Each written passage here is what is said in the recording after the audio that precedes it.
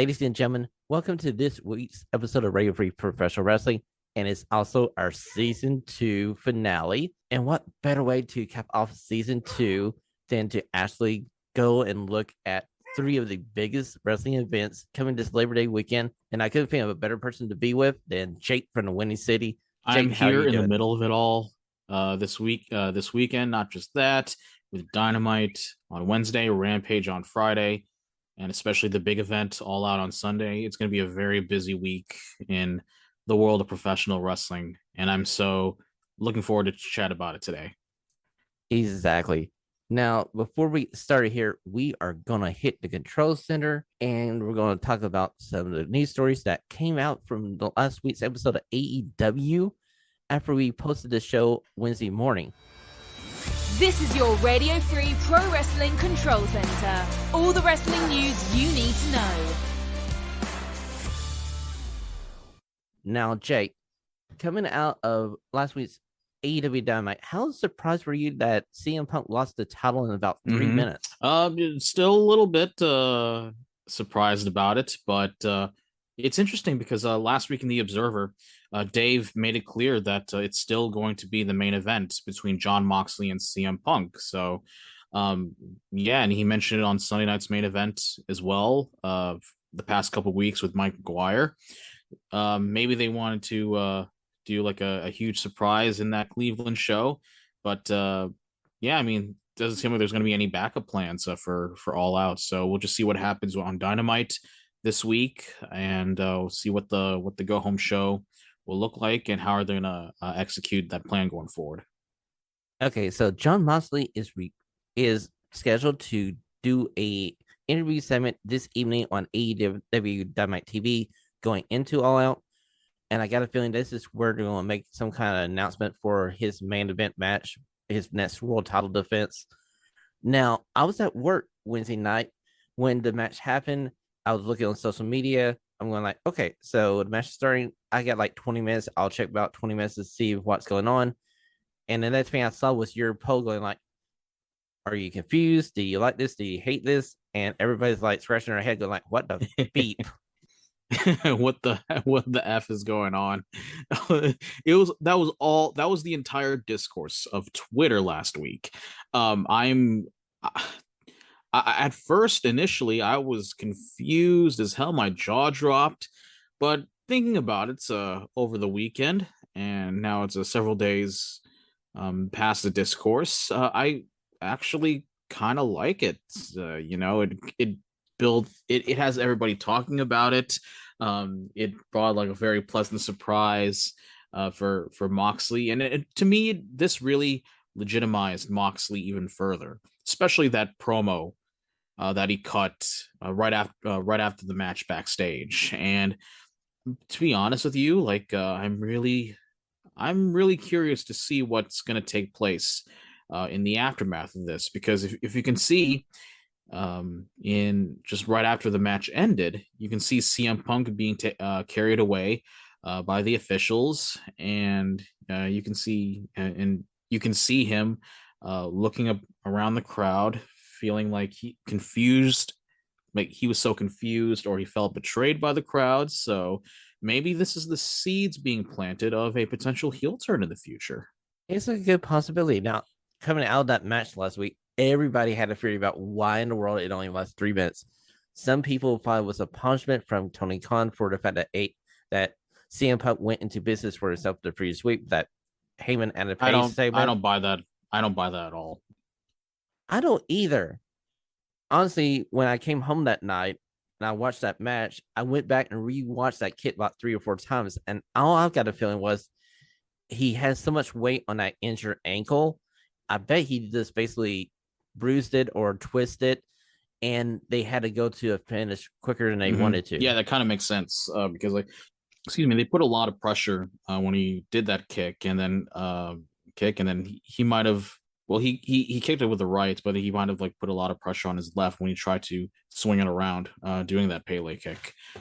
So yeah, that could have played a part on it. You can definitely argue if he came back too early from the injury, because maybe it's Tony Khan just making a decision that he doesn't want to I would say just to keep the title on him too long, just in case he might get further hurt. So, but like I mentioned, that it's still the main event for All Out.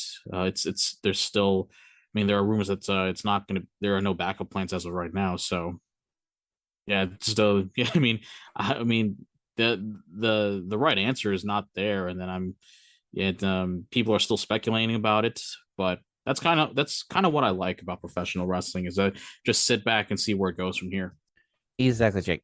So another story coming out from AEW from this past week was the fact that Eddie Kingston actually served a secret probate like suspension from an altercation that he had allegedly with Sammy Guevara recently from Sammy Guevara making a promo that didn't make the air, but in this promo, Sammy was calling him like overweight, fat, and Eddie Kingston came back to the back. Sammy smiled at him, and Eddie Kingston basically allegedly pie faced him. Now, Eddie Kingston went onto Twitter later this past weekend, and he basically said, "What I did was wrong, but if you know what you know."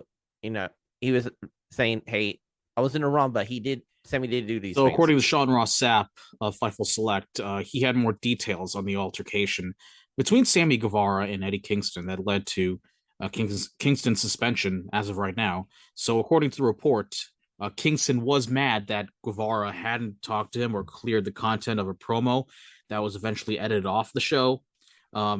So the thing was is that the two hadn't talked since Blood and Guts, which had a spot where Kingston threw Guevara off the cage. There were reportedly pretty clear parameters set for Guevara feuds in which wrestlers cannot mention his own ex fiance, but that hasn't come up or been pitched. However, in the promo that was taken off Dynamite, Guevara called Kingston a fat piece of shit.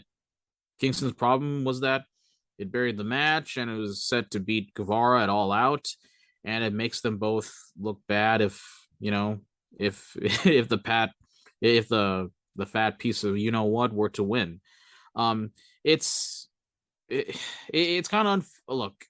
I have no problem if a feud is gonna be too personal and all that. But Eddie Kingston claimed, I think Eddie Kingston, I hate to say it, but I think he needs to develop a little bit thicker skin, because if he wants to be like a true babyface that looks if he wants to be a true babyface that looks strong, he needs to have that mobility to just to cut back and actually have that revenge on him instead of acting horrendously in that backstage altercation, in my opinion.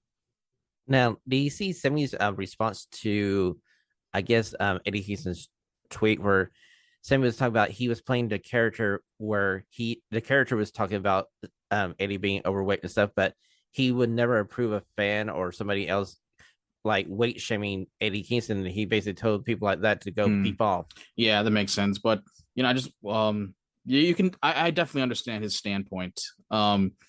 This came after Guevara was developing a reputation backstage for being hard to work with in AEW after he previously worked with Sky, Page, and Sanjay Dutt months before this. So, I mean, you can argue that Sammy Guevara is, he has a lot of attitude issues backstage, and this is not the first time we've heard about this. I mean, we've heard years before that we heard the comments he made about Sasha Banks and some of the dodgy stuff he said about.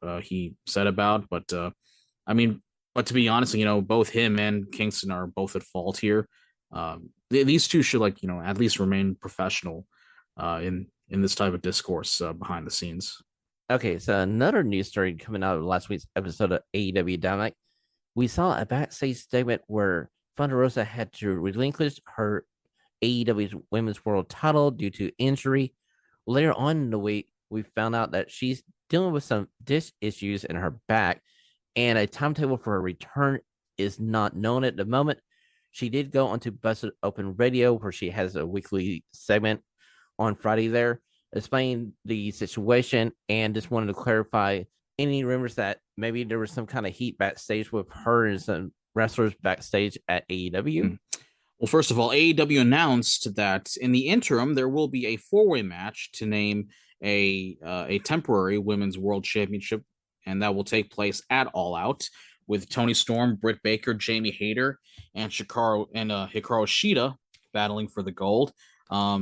She did mention on Rosa did mention on Busted Open Radio that I'm not the best right now, physically right now, quote unquote.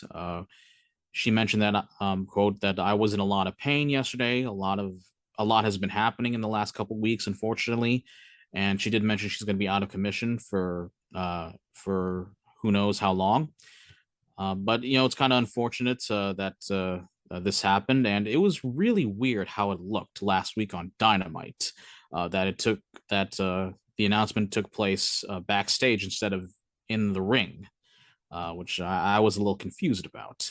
Well, Jake, in the same episode from Busted Open Radio, Bully Ray was the same way. He was going like, "Hey, this is your women's world champion. You could cut like 30 seconds from a few different segments, bring her down to the ring if she was able to, come back from commercial, let her talk in the ring or on the stage instead of in a backstage segment." So I agree with Bully Ray. Mm-hmm. Yeah, I definitely agree with that too. Hopefully she won't be out for too long. All the best to her. And because I've some would some say that her title reign has been a little bit disappointing, but I've still enjoyed her work over the past few months. Exactly. We want to wish Thunder Rosa a speedy recovery, and I agree with you, Jake. I enjoyed her matches, and I was one of those people who felt like, I'll just say this: I felt like AEW wasn't using her like correctly. They were almost doing a Heyman and Page disservice in a title run. Right, that makes sense. Okay, last news story we're going to talk about this week. Former WWE NXT talent Patrick Clark is back in the news as he was arrested over the weekend allegedly for drug paraphernalia. He has recently come back to Twitter and Instagram trying to get back with the WWE since the change in talent relations and Triple H taking over control of talent relations. Patrick Clark, to me personally, is one person who's super talented in the ring, but is a prime example of somebody who can't get out of his own way. I wish him the best and hope he can get everything straightened out. And maybe down the road, eventually we can see him back in the ring. Yeah, ditto on that. Wishing all the best for Patrick Clark. It's just really disappointing to hear this news because this guy had so much potential. He had the world at his feet. And now this happened. I mean, it's crazy how someone's life can do a complete 180 degrees like that. It's man. So, and we didn't, and also in the past, like in a 6-day duration, like he was arrested twice. Like like this, like, so he was arrested twice this month. Like he was also arrested on August 20th for first-degree battery and trespassing on property after a warning. It's really unfortunate. And I mean, look, was the Velveteen Dream an amazing character and a great part of the golden age of NXT? Yes. But is he an idiot that squandered his own future by, being a complete narcissist? Also, yes. It's just really sad to see, but yeah, I mean, as of right now, like I don't know if I would have any interest to watch him in a wrestling ring at the moment in the near future anyway. Jake, I feel the same way. I just wish him just go back off of Twitter, off of Instagram, just get yourself straightened out first. And down the road, I'm talking about maybe 2 years, maybe 3 years, make a comeback. Everybody deserves a second chance, but you got to earn that second chance. You got to earn that second chance. And this guy had such a promising future and he screwed that up. I mean, it's a genuine shame. And that's the truth about it. Exactly, Jake. I feel like his story should be a warning for any up and coming wrestler. Like, this is what can possibly happen if you go down a certain path. Mm-hmm. Exactly. Like you need to set yourself straight if you want to make it in this industry. Like you have to remain professional. And drugs and alcohol, as we've seen in the past, can really be detrimental to your career. Exactly, Jake. We are going to leave the control center for this week, and we're going to head over to one stunning question. Because last week, if you look on our Twitter at Radio Free PW, Jay made a statement that Index was a better reunion than Marshall Man and Miss Elizabeth. So, Jay, I'm giving you the floor. I did not say that. I did not say that at all. You're taking my comments out of context. Like it's like it's. I said it's definitely up there. I mean, I did not say it was better than that. Like I'm sorry. Like if I don't appreciate taking my words out of context, dude. Okay, I'll apologize. So he said it was up there, and I just kind of implied when I saw your tweet, I'm going to like, maybe it's because it's from my childhood, and I'm so attached to that moment in 1980s professional wrestling. But I'm sorry. Yeah, but like it was so funny. Like, yes, it wasn't, the big it wasn't a part of the big show that was at WrestleMania, in that big crowd. But in that night, it's like, everybody was up and was on their feet, and then everybody was cheering in that performance center, with in between that moment with Indy Hartwell and Dexter Loomis. It was a pretty heartwarming reunion there. So yeah, I mean, it's like, and a lot of my friends had the same feeling as well, on NXT 2.0. So I mean, that was my stance there. Well, I will say this. I did kind of enjoy the in that storyline when they first started it with Johnny and Candice like spying on them, like the dinner and stuff as they're going out on dates and stuff. And I did chuckle at the wedding when Dexter had That the was a ads. tremendous wedding. Yeah, that was a tremendous wedding, and it was so entertaining. It was like one of the best weddings out. Was the best wedding angles in wrestling history, right there. That did not end in a sad way. Jay, I would argue that was the best wedding angle ever in professional wrestling. And this for the simple fact that it didn't involve somebody going for a cake or somebody just eventually turning against each other. It was basically a ending to a love story. So Mhm. yeah. It was perfect from beginning to end. It was perfect from beginning to end. I mean, that was pretty good. But yeah, but to be honest with you, I've been enjoying what they've been doing with Dexter Loomis for a little bit. So planting some seeds, and he was all over Raw and NXT. Playing with the Miz a little bit, and just showing up and have security throwing him out constantly, and just having him being put in jail every time. So I've been enjoying the storyline a lot, and we'll see what the culmination is. Maybe it'll be a match against Miz down the road in a bit. Exactly. Another thing I enjoyed from that episode of NXT 2.0 was the fact that Dexter got arrested at the end of the segment.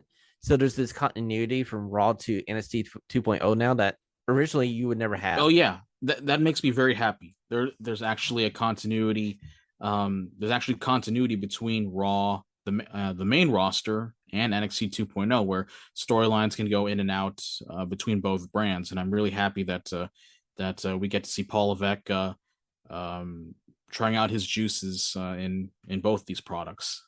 Yeah, but I agree with you. So I'm really happy that both NXT, well, that it actually feels good that NXT is actually being respected now, as maybe this is the chance that we'll get to see NXT as a third brand again, and it won't be swept off to the sidelines. And we'll have Raw and SmackDown just ignoring it, because look, I mean, it had a great start a couple years ago in that Survivor Series, where NXT was a part of that brand feud, that brand culmination. And I mean, other than that, later on, like people forgot about it, and people ignored it. So hopefully this will be the chance to for NXT to actually have some relevance again. Exactly, because during the history of NXT Black and Gold, sometimes it was continuity, it was canon to the other two shows, and there's a lot of time where the other two shows did not treat like it existed. You never know anything would happen. Mm-hmm. Yeah, for sure. Okay, Jake. So we're moving over to the main event of our podcast. as we're going to preview the big three shows of Labor Day weekend, and we're going to take them in order. So we're going to start with Clash at the Castle, coming to you from Cardiff, Wales, Saturday. I want to say it's 1 p.m. Eastern, right? I believe it's 1 p.m. Eastern. Yeah. So I mean, it's great. It's like, having a pay-per-view in the afternoon. I can just sit back and just have my pizza and have my food together and just watch the show just casually on my couch.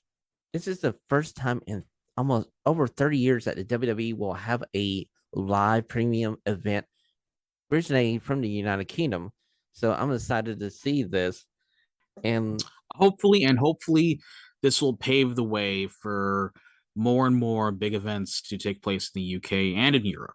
I know that we've always said, like, in history, when it was back in the pay-per-view days, like, there was a concern about sticking to that primetime slot, but with the WWE Network and Peacock, that's not really like a grand issue anymore. So maybe this will bring up the chance to have, like 30 years ago this week, it was SummerSlam 1992, that famous match between Bret Hart and the British Bulldog.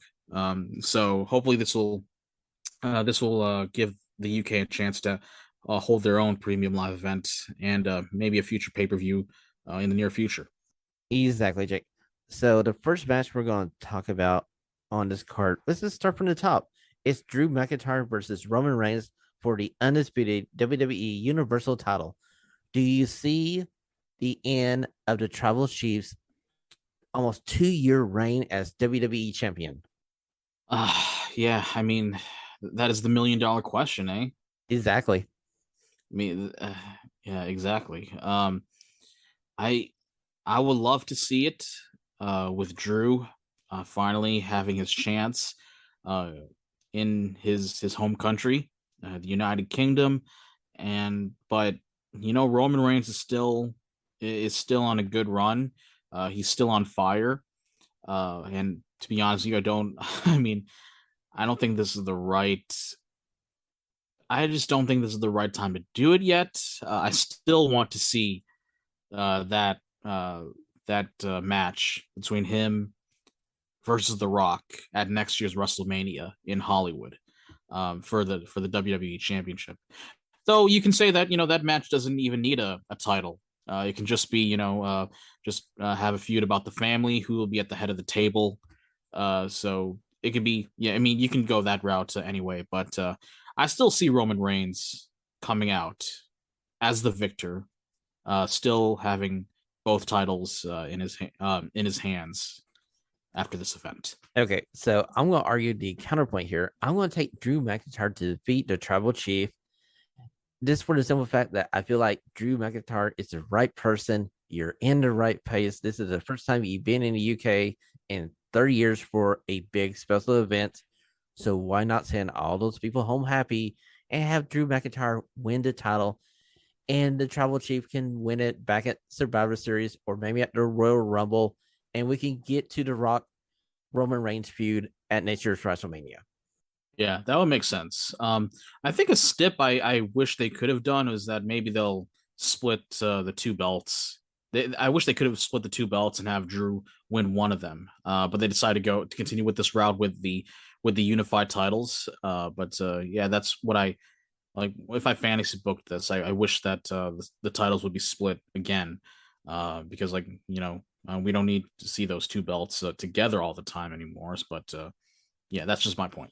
That's just my stance on that. Well, let's slide over to the WWE Intercontinental title match. One of these matches that me and you are both looking forward to. Yes. As it's going to be a slobber knocker, as Jim Ross would say, as Gunther faces off against Sheamus.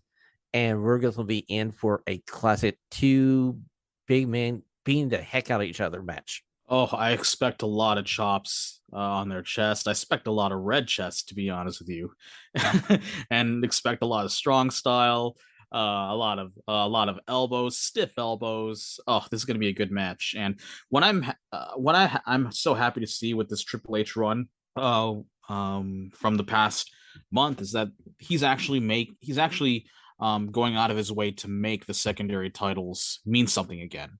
And we saw that great video package with the U.S. Championship, and Gunther, and it's great that Gunther has the Intercontinental Championship right now, and it's actually making mean something. And he's still, he's still a big man. It's still a big star, and I predicted this is going to be a slobber knocker, and this is what the Intercontinental Championship needs, to actually have a badass match, and we haven't seen that since the '90s, where it was generally known as the workers' title. And both guys in Sheamus and Gunther are both tremendous workers. So I expect this to be, hopefully, it'll be a 5-star match this weekend. To be honest with you, so yeah, I'm really looking forward to it. Okay, if there's anybody from the WWE listening to our podcast, can we have this match to open up the show? Because I feel like this match opening up the show and Drew closing the show would be the perfect setup for this card. It will set the crowd on fire. Yes. From the get-go. Yeah, at the beginning. So yeah, I definitely agree with you on that stance. I do see Gunther retaining the Intercontinental Championship right now.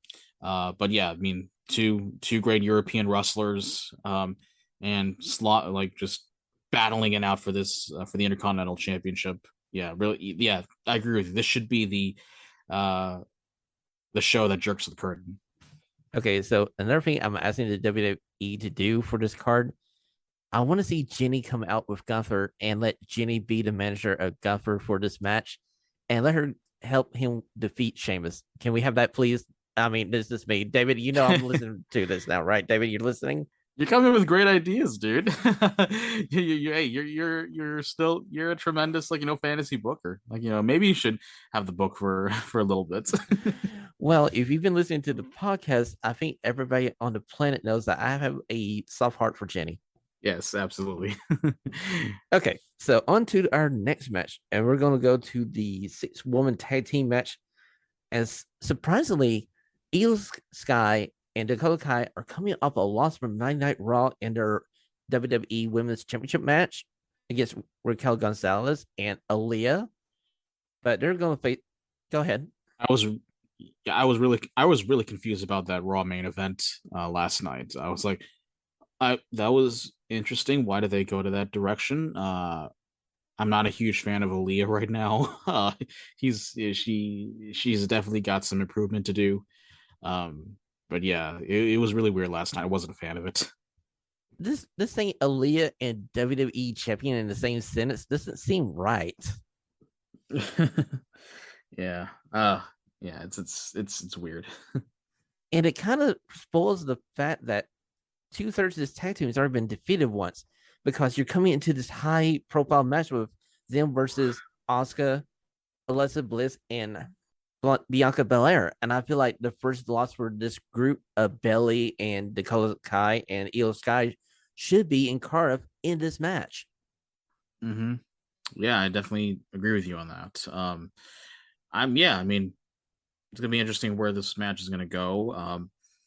I would like to see Bayley have a very strong comeback and strong comeback. She was pretty decent since coming back, and then having this trio with her really helps her along the way. So, I'm gonna go with Bayley and Dakota and Io to win this match.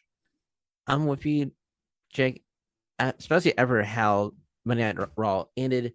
If they actually defeat this group again in the same week, it's basically just bringing them down to the mid card. Mm-hmm. Yeah, I can definitely see that. Okay, so the next match we're going to preview here is going to be Riddle versus Seth Rollins. Now, this feud has gotten better as we gone along during the summer, and I enjoyed their side-by-side interview on Monday Night Raw, and I feel like they have built this feud up, and if Riddle doesn't win this, I don't know what's going on here. Yeah, this feud has been tremendous over the past couple weeks, and it definitely reached a high point last night. You got Riddle and Rollins side to side, picture in picture, and it definitely gave me some throwbacks to classic UFC vibes, especially the fight with John Jones against Daniel Cormier, where I can definitely see the influence that that side where John Jones called Daniel Cormier pussy and then just threatening him and then threatening to kill him. And yeah, I can, and seeing that, I mean, it definitely gave me some flashbacks on that when I saw Riddle and Rollins seeing them together on a split screen, and it just Seth just obliterating him and talking to Riddle about his family, saying how his wife left him, and the children went along with his ex-wife, and and Matt Riddle just throwing f-bombs all over the place. It was a great showcase by both guys, and this is going to be a tremendous. I have a feeling this is going to be a tremendous match on at Clash of the Castle. I agree with you, Jake. I feel like these two guys are going to go out there going like, we're going to try to steal the show. We're going to put on a hell of a match, and we're going to like, you guys try to follow us. This could be another match that starts the whole card. Oh, yeah, absolutely. You can definitely argue that. So this could be the semi-main right here. True. Yeah. If it goes before, Reigns and McIntyre. So this could be the match that steals the show. Because it's the most personal, it's the most heated, and it's two magnificent guys. Rollins doing the best work of his career with the freaking gimmick. Matt Riddle, who I'm really happy that his character is being taken seriously now. As of now, he was the bumbling guy who's tag teaming with Randy Orton. I'm really happy that Riddle is finally, and as well, he's back to being Matt Riddle. We forgot to mention that as well. He finally got his first name back. It's like the simple things, common sense coming back in the world of WWE. Matt Riddle finally being taken seriously. He has a serious feud against someone. Oh man, yeah. I'm confident this will be the match to steal the show. Okay, one final match we got to review for this card, and it's the tag team match between Finn Balor and Damian Priest, better known as his Judgment Day, versus Rey Mysterio and the former leader of Judgment Day, Edge. I expect Edge and Rey Mysterio to win here. I mean they're probably the two big baby faces right now. I don't know what much the Judgment Day has going into this match. Because although last night was pretty funny, seeing Edge and Kurt Angle reunite with going back to the big pictures and the cards, bringing back that funny segment, saying that, oh, you still suck and sorry I beat you. It was so hilarious to see last night. So I'm going with Edge and Rey Mysterio for this match. Okay, so this match, I can see it being like putting that second to last spot. This is bringing the crowd down before Drew and Roman take the stage. Sure. And I got a fear that Dominic Mysterio is going to be in the corner of Rey and Edge, and I got a feeling that they're going to continue the story, and Dominic is going to turn heel here. That's an interesting concept to see, because we've seen Rhea Ripley try and talk to Dominic a little bit, trying to convince him to maybe be shady a little bit there. So yeah, I can see that happening as well. That's interesting idea there, Sean.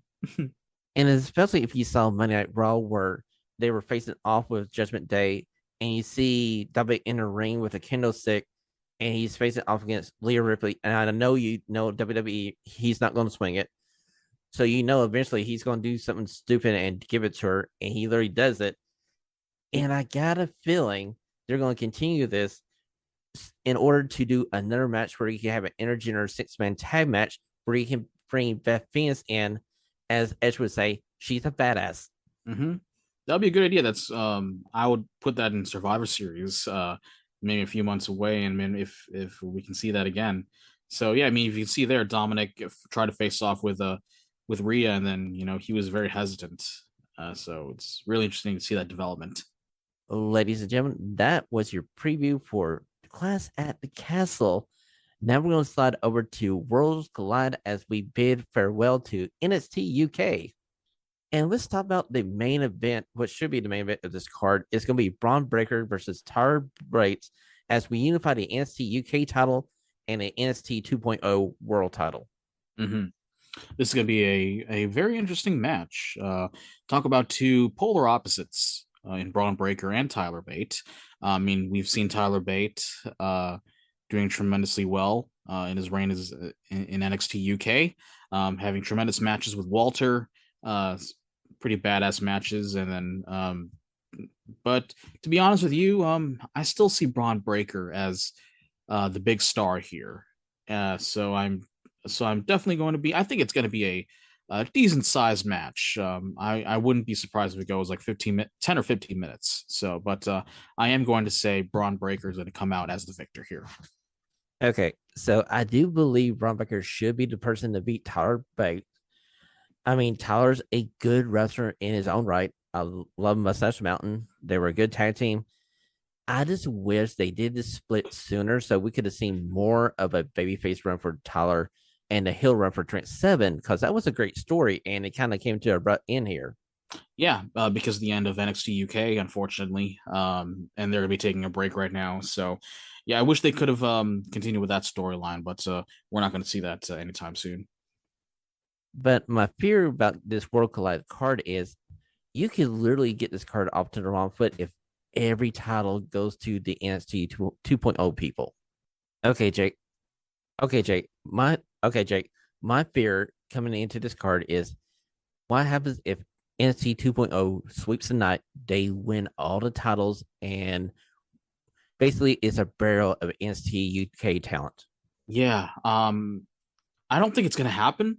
I completely trust Shawn Michaels in the process here, and I'm pretty sure it's going to be a very evening out. I mean, we can discuss the match right now, like between Mandy Rose and Meiko Satomura, and Blair Davenport. I mean, Meiko Satomura. She's a tremendous talent, and then she's going to be and I can see definitely a big star in her. So, I mean, I have complete confidence in the process, in terms of creative. So, I don't know if I understand what you're saying, but I think it's going to be a very even show for this pay-per-view event. Okay, Jake, you make a good point. Let's go ahead and talk about the women's unification match as we have Mandy Rose versus Miko Sakamura and Blair Davenport. This could be the match where the NXT UK talent carries the day, because I feel like Miko Sakamura is the perfect person to end a run of Mandy Rose as NXT champion. Yeah, Mandy Rose has been a tremendous heel for the past year, since the beginning of NXT 2.0. But yeah, Meiko Satomura is the perfect person to take the title off her and to unify both titles. She's been awesome. She's been one of my favorites in NXT UK for the past little while. So I mean, I think it makes sense for her to finally move here to the United States so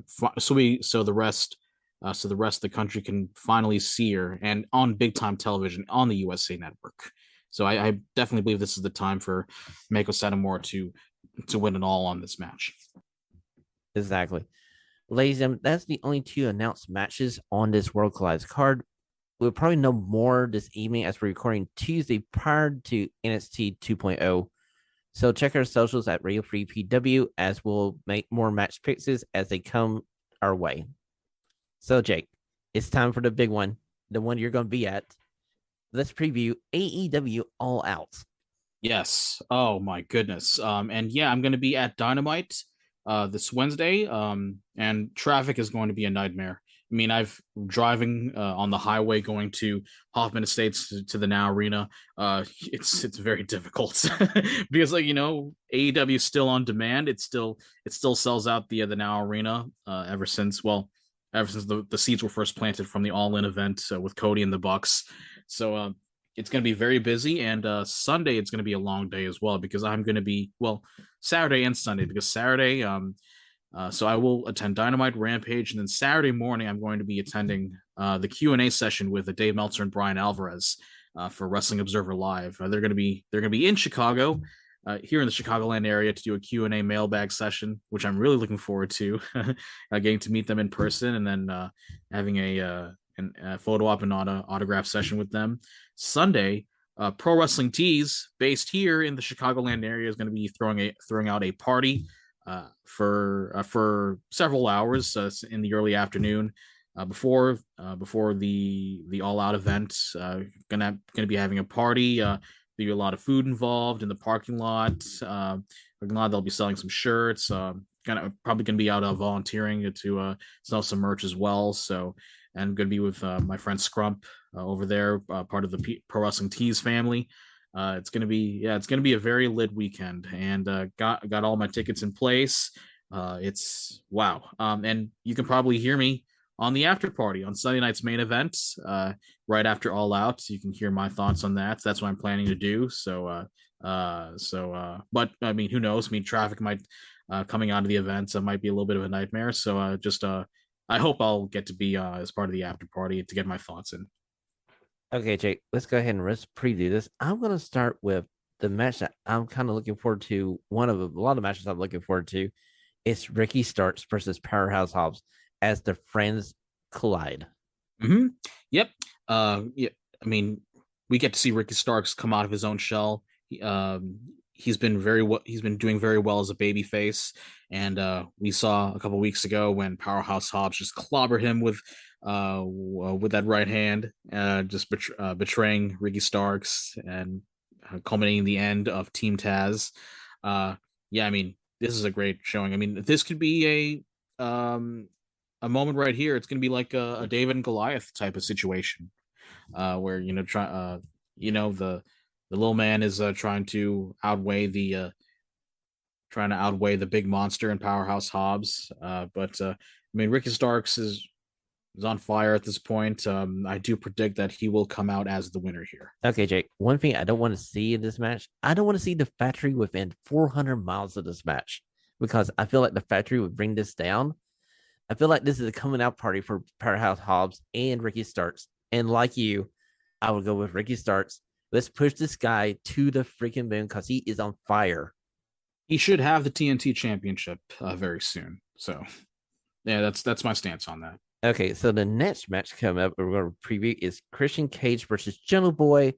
And Jake, if Jungle Boy doesn't win this blood feud, I don't know what we're doing. Oh yeah, exactly. Definitely agree with you.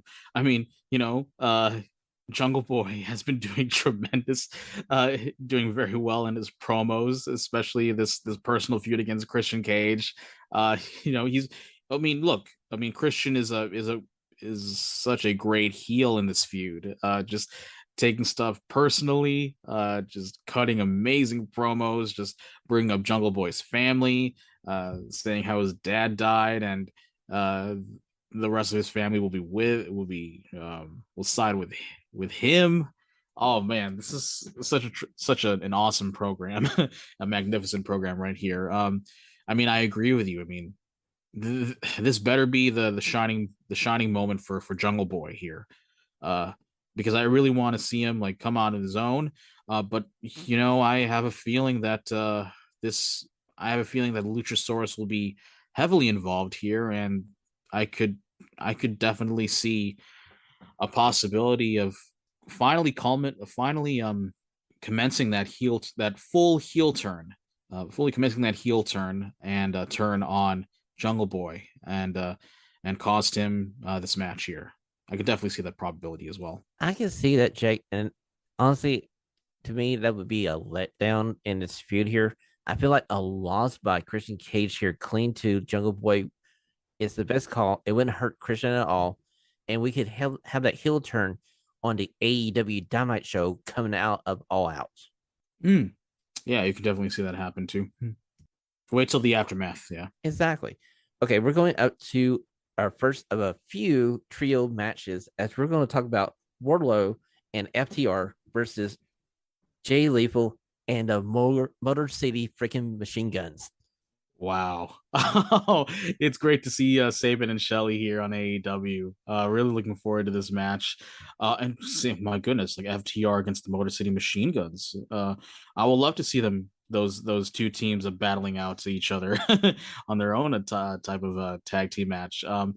Yeah, I mean, it's really interesting. It's great to see Wardlow and FTR together. I'm kind of a little bummed that this kind of derailed Wardlow's singles run as the TNT champion at the moment. But hopefully after this, he can finally be on his own and try to have like a some sort of meaningful title reign with him.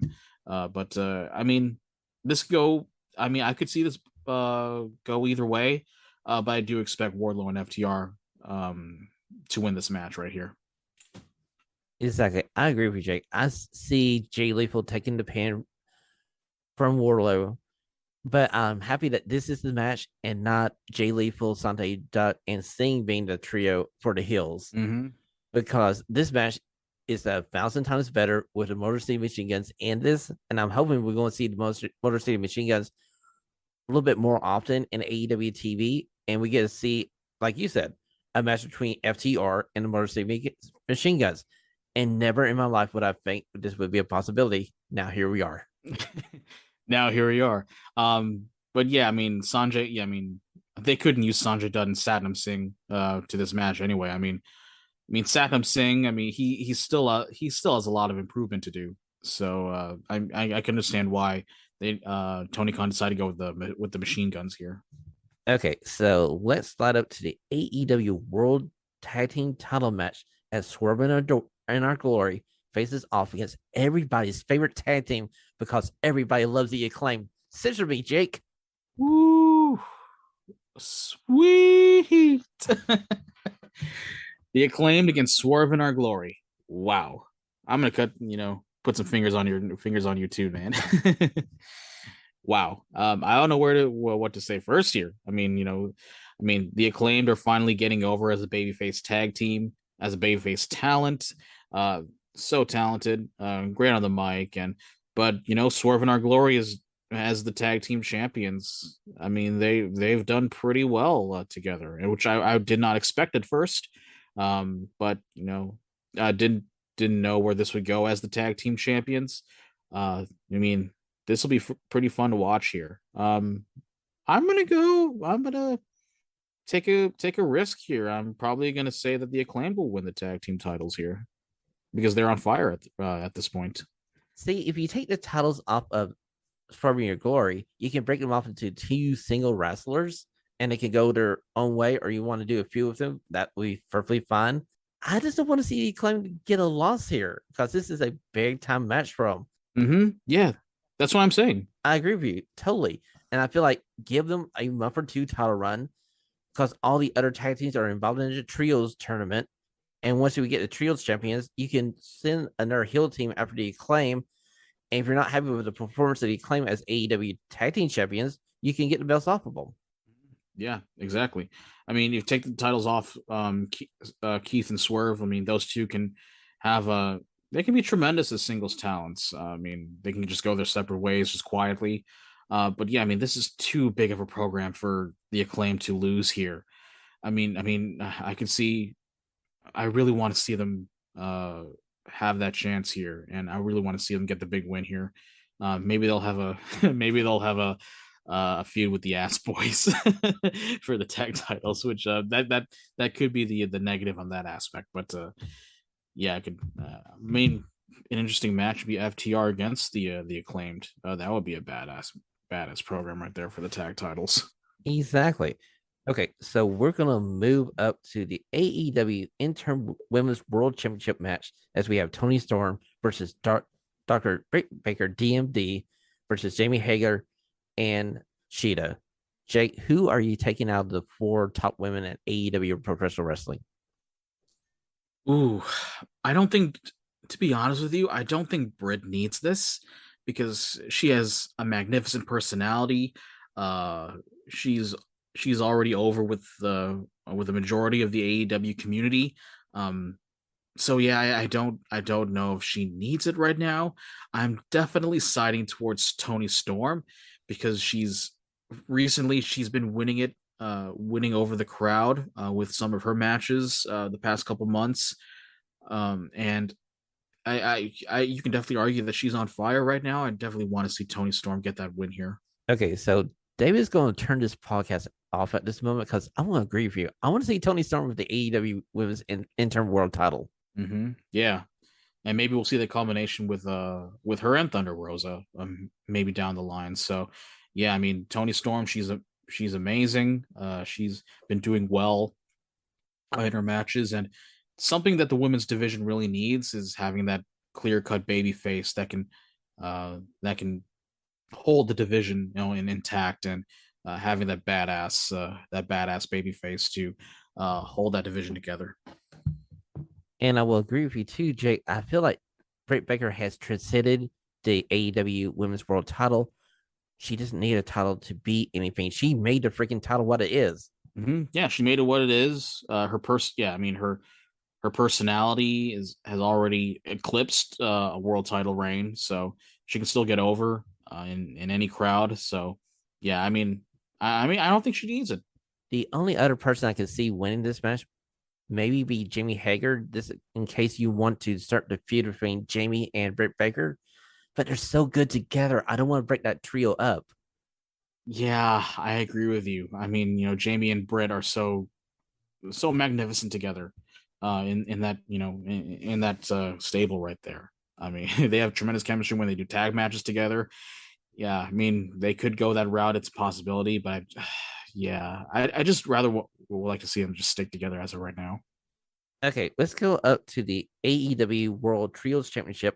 Now, at the time of recording, we don't know exactly which two teams are in this finals, but the four teams that are left are the Elite, the United Empire, and on the other side of this tournament, we got Best Friends with Orange Cassidy and the Dark Order. So, who are we getting into this, Jake? I have a feeling. I mean, the most logical match to place here, and reading the Observer last week, I mean, Dave Meltzer agrees with me on this. I mean, the most logical sense here would be the Elite, Kenny, Nick, and Matt against the Dark Order. I mean, you can possibly put Evil Uno or John Silver and Hangman Page. Maybe they'll add that speciality together right there, and maybe have some sort of a surprising outcome there. So that's like the one match I would really like to see. Honestly, Jake, when that tournament got announced, I was looking at the brackets. I was hoping that United Empire would be on the other side of this bracket so we could get the Elite versus United Empire Yep. at All Out. Now, granted, we're getting this match this evening on AEW Dynamite TV, probably the main event. I'm pretty happy with that, but this match should have been on the All Out card. No, right? But they All Out already has a lot of matches as it is, so they probably just want to get the tournament over with. But yeah, I agree with you. I wish United Empire was in the other side of other side of the brackets, in the other bracket, so we can get that badass match. And it's finally great to see Will Ospreay on AEW. He was pretty awesome last week. Exactly. Will Ospreay is easily running away with the best male wrestler of the year award coming down here in the home stretch of 2022. Mm-hmm. Definitely on the home stretch here. Now, the one thing I'm kind of afraid of if we get the Dark Order versus the Elite, does Heyman Adam Page turn on the Dark Order? What makes you say that? We still don't know if Omega is a babyface or a heel. And the Young Bucks are playing kind of like a tweener babyface right now. Would a story going out of this be like, hey, let's turn Page heel and have him feud with the Dark Order, maybe? I don't like to see that happen right now. I mean, personally, I don't either.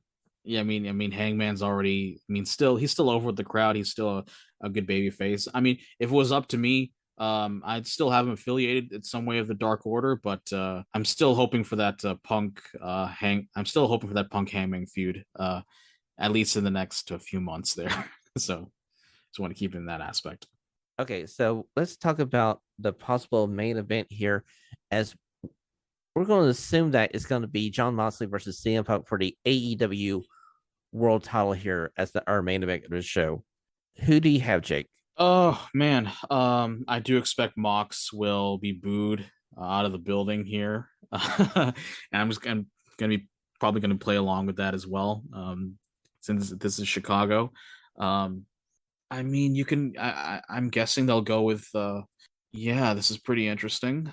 Depending on how healthy Punk is, I don't think AEW wants to leave the crowd home angry as well. So I could see Punk regaining the title, but then that's in like immediate back and forth within 2 weeks. That definitely um definitely like kind of like destructs the title a little bit. But yeah, this is a hard decision right here. Okay. I do believe that CM Punk, if he does have a match here and he faces Jon Moxley for the title as the main event of All Out, like you, I feel like CM Punk's going to win it. But AEW does have a match that could be the All Out main event without a world title being involved, as we have Chris Jericho versus Bryan Danielson.